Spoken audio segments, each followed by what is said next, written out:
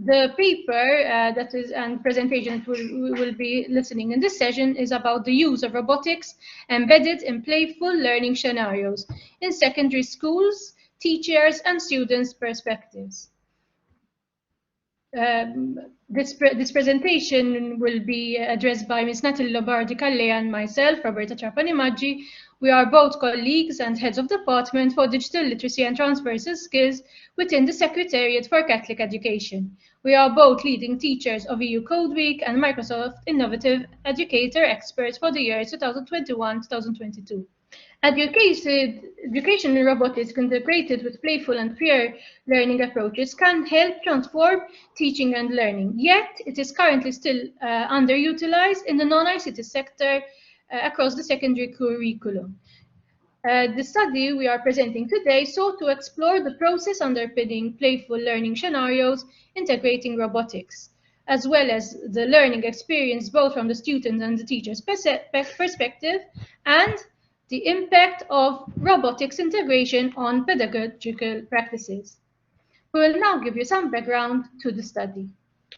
Thank you, Roberta. Okay, so a bit of background research. As you know, play has been researched and discussed by various researchers along the years.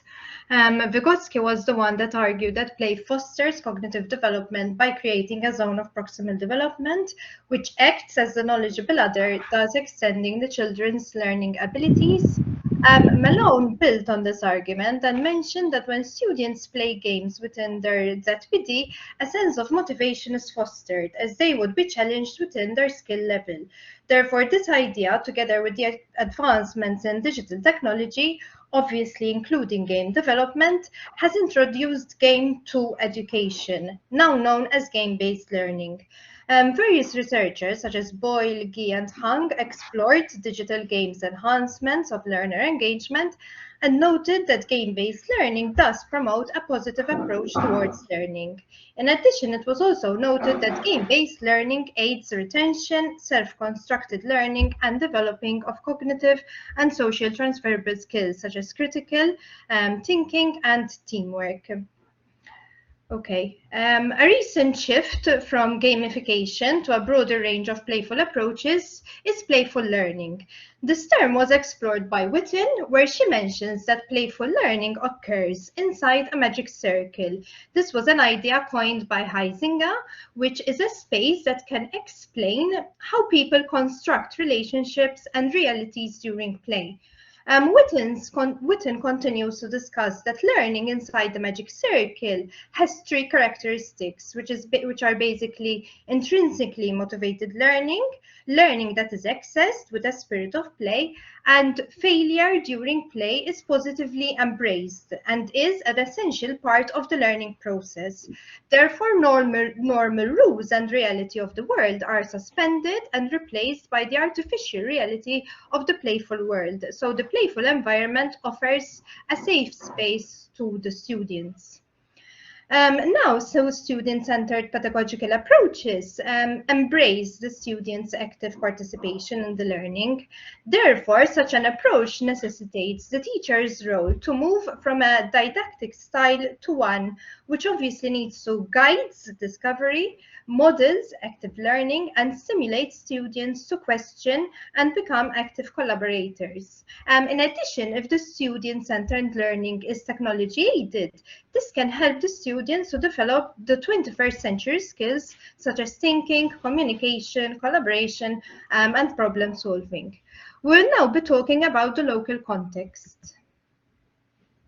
So, robotics used in local secondary education in Malta was introduced as part of an optionally secondary subject, computer studies, in 2010. A new subject called C3, Computing Competency Certificate, was introduced as part of the secondary curriculum to help students develop core fundamental skills. The first cohort of students of Year 7 started studying the subject in 2017 and is being rolled out year by year as we go along. One of the modules involved learning about robotics. For this purpose, many schools across Malta invested in new robots. However, presently, robots are still not used for teaching and learning across the secondary curriculum in subjects that are not so much ICT related. So the study sought to investigate robotics use in playful learning scenarios in non-ICT related secondary subjects in Malta. After dissemination of an information letter, we were approached by two secondary church school teachers who wanted to participate in this research. With our support, they created a pedagogical framework aligned with the curriculum based on three aspects of playful learning, namely tools, techniques, and tactics, and integrated them into their planning. The robots selected and used were Ozobots. These are small enough to move on the students' desks, programmed either through drawn color codes or through block coding. These were also robots that had been previously bought for the C3 subject, so they were already present within the school environment. The first lesson was carried out with Princess Trust Achieve Program students.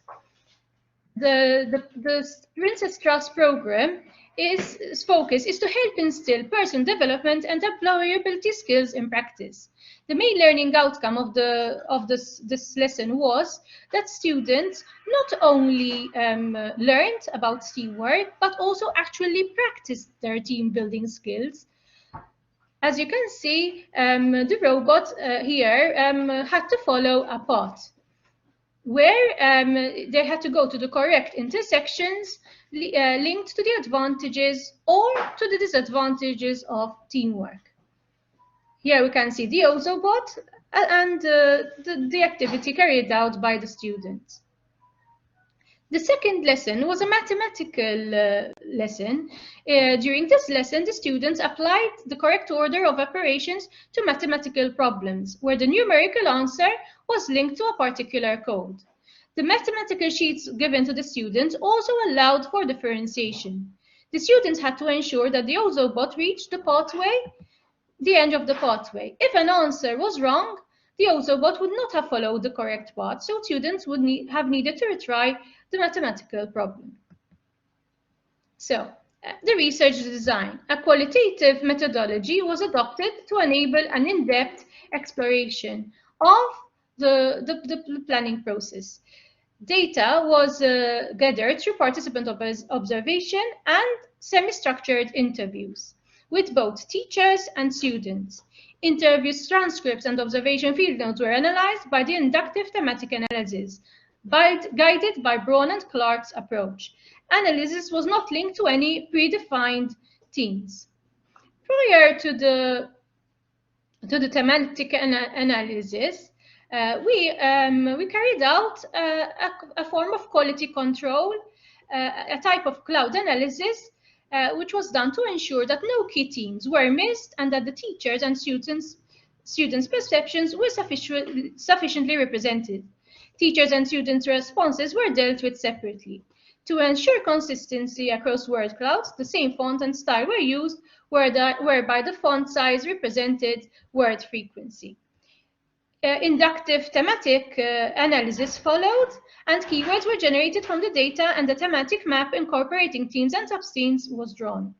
The researchers worked iteratively and collaboratively, first separately, then together multiple times, cross-checking overlapping themes and ensuring that the themes truly reflected the data, and also that the analysis carried out the clouds was sufficiently represented also in the analysis.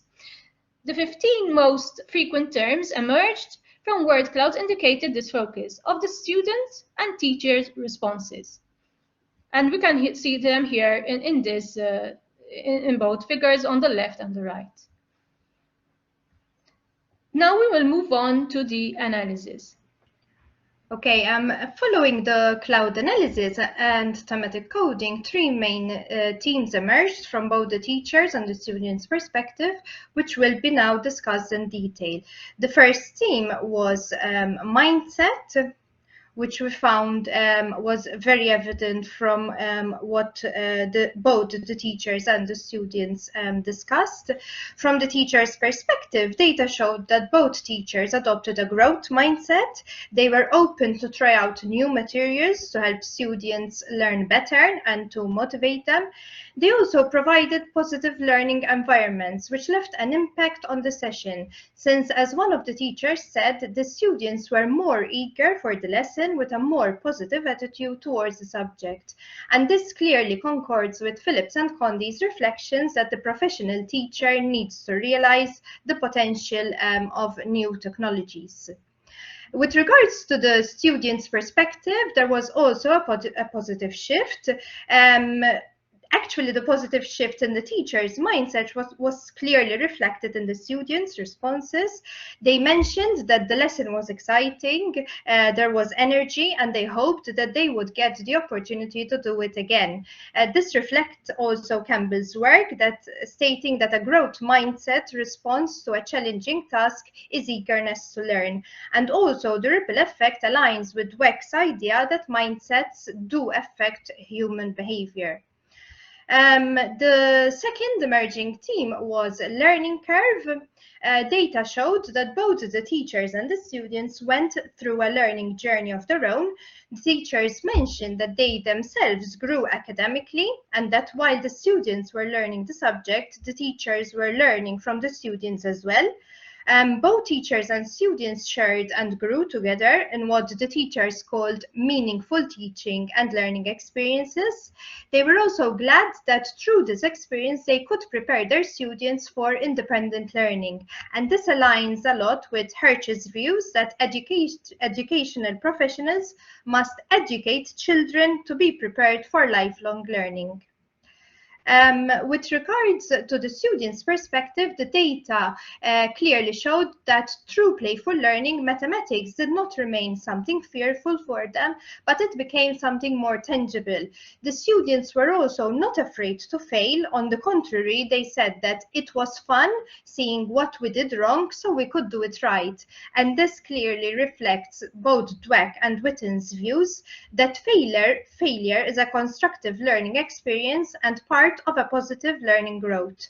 In addition, through playful learning, the students also collaborated together. There was more peer-to-peer learning since they were working as a team to reach a common goal. In fact, one student clearly referred to this important skill and mentioned that these were skills that normally are not used in a mathematics lesson.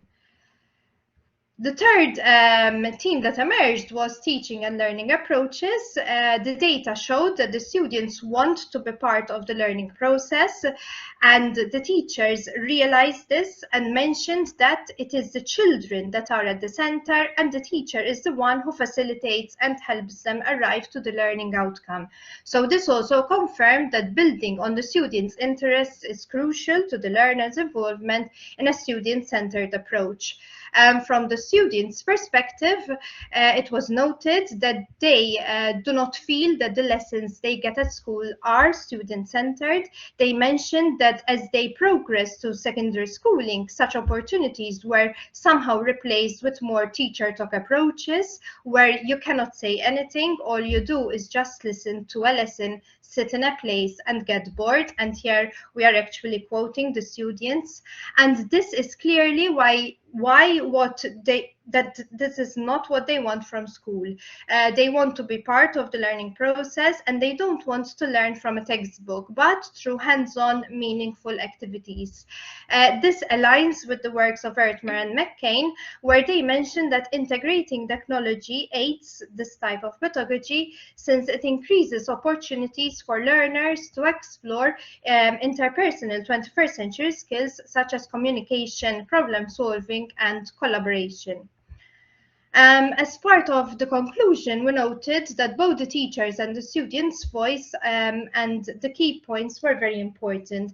The teachers reflected that merging robotics with playful scenarios was worth the planning and learning time invested in the whole process, yet both of them mentioned that there is limited time for planning due to the extensive curriculum demands, and they also feel the need to be supported with the necessary training and mentorship that exposes them to practical ways in using robotics effectively so as to enhance the teaching in their subject area. They've also mentioned that having someone they could talk to and discuss their lesson plans and evaluations with motivated them to work harder. So mentoring was really appreciated. Therefore, we felt that both mentoring and having a professional learning community helps in the upskilling of the teachers. As regards to the students, they engaged with the learning in a way that was meaningful to them. The safety space that playful learning allows helped them to be so driven intrinsically to get to the correct answer that they themselves turned the session into a friendly competition, and they felt free to fail and try again. So this made correction fun, which allowed them to learn through their mistakes. They also felt that they participated in the lesson more than they usually do, since the teaching and learning was very relevant to them. So to wrap everything up, in both learning scenarios, robotics was not the ultimate aim, but a means to an end. Technology was actually used as a cognitive tool to achieve the meaningful learning outcomes. Therefore, there was learning with technology rather than from technology.